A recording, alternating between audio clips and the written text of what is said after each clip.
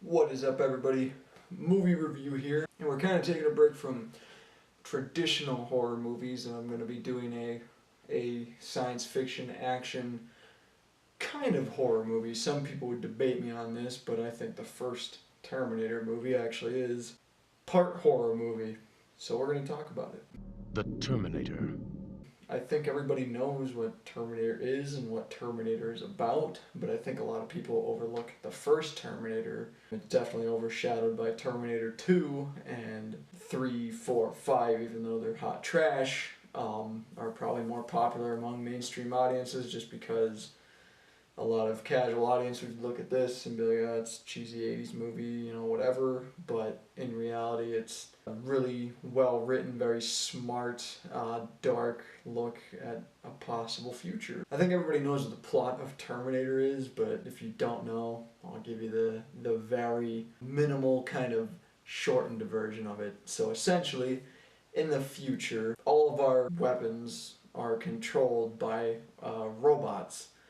And eventually those robots become self-aware and they decide, screw humans, we're going to nuke them, and they essentially launch all the nuclear missiles at each other, essentially just destroying everything and leaving Earth pretty much as a wasteland. Kyle Reese is sent back in time to protect the mother of John Connor, who's the future resistance against the Terminators, and the Terminators send back a Terminator back in time to stop Kyle Reese from stopping the Terminator, and shit happens. The reason this movie works so well is because everything works so well. The acting, the writing, the effects, for the most part, the story, the style, literally everything in this movie is perfect. It is a perfect movie in my opinion. So let's talk about those actors. So you have Michael Biehn, Linda Hamilton, and Arnold Schwarzenegger is kind of your main cast of characters.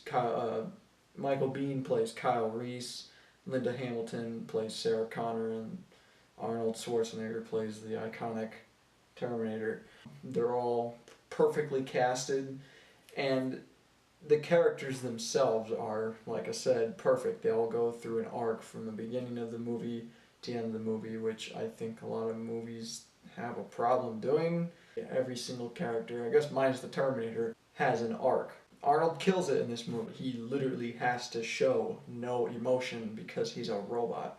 Imagine how hard that would be for an actor to literally show no emotion. He can't show frustration or fear or happiness when something's going his way. He doesn't smile or laugh. He's just the whole movie. Throughout the entire thing, it's just the same expression. When you think about it, is actually way harder than it looks. And on top of it, the other reason the Terminator really works as an antagonist. A lot of villains like take their time or play with their food or whatever. And Michael Myers and Jason Voorhees, which slowly stalk their prey. No, not in this. The Terminator just wants to kill these people. There's a line in the movie from Kyle Reese saying, there's no reasoning with him. He doesn't give a shit. He's just out to kill you, and it's terrifying to just see something with just so much drive, one simple goal, and that's to just kill this one person.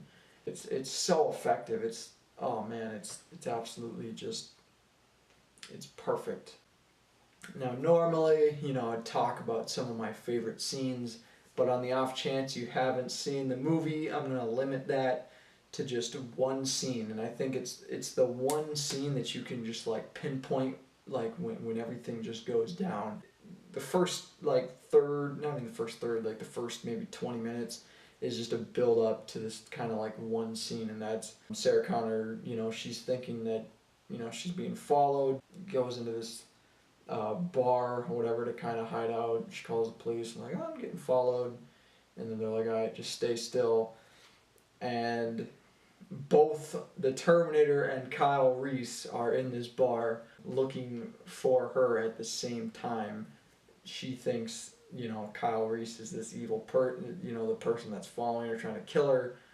And obviously that turns out to not be the case, but just the way it's edited and the way it builds suspense is, I'm gonna use the word again, it's perfectly edited. There it is again. It's amazingly edited. The suspense completely built. You can just pinpoint. You can take a pin and just right there. That's the point of the movie where shit goes down, and you'll be on the edge of your seat for the whole movie if you're not.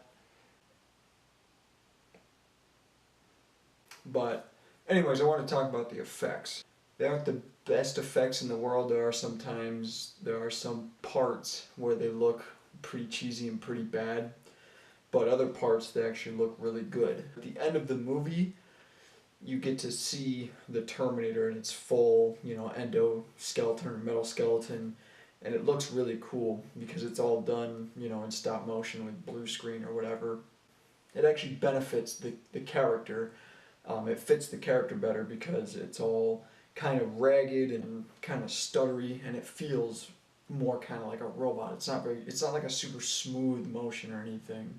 One final thing I wanted to talk about were the action scenes in the movie. Now, the movie really isn't an action movie. I feel like a lot of people are going to come into this movie thinking, alright, it's a Terminator movie, it's going to be an action movie because of Terminator 2, 3, and the rest of the franchise. But it's really not an action movie, it's more of a character movie. It focuses on the characters, obviously, and how, they deal with the situation that they're put into. I mean, I know that sounds like most movie ever made, but the focus is more on the characters and the story than the action.